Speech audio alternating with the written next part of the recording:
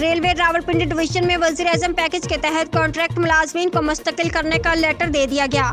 اس موقع پر railway workers union تارا نشان کے قائدین جنید اوان، انور گجر، مبارک حسین، طاہر محمود، ظفر ملک اور دیگر قائدین کے حق میں نعرہ بازی کی گئی اور D S P railway Inam Masood, D P O Maryam Lodhi, A P O Mukhtar Ahmed, D M I Abdul Rahman, A E Imtiaz Khan, D I N Sohail Javed, تمام کھلاڑی اسٹاف نے نوٹیفکیشن کے جاری ہونے پر پرمسرت کا اظہار کیا۔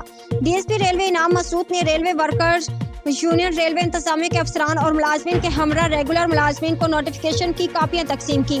ریلوے ورکرز یونین تارا نشان نے railway workers union Pindi division کے قائدین شیخ نعیم ذوالفقار خان، طاہر محمود، ارشاد علی آبدی، فقیر عباس کاظمی، اصغر بٹ، عطا بلوچ، طارق یعقوب، شرافت حسین، شبیر صدیقی، گل محمد قاضی، امین الحق، فہد مبارک، سہیل اقبال نے تمام ڈویژنل آفیسرز کا شکریہ ادا کیا۔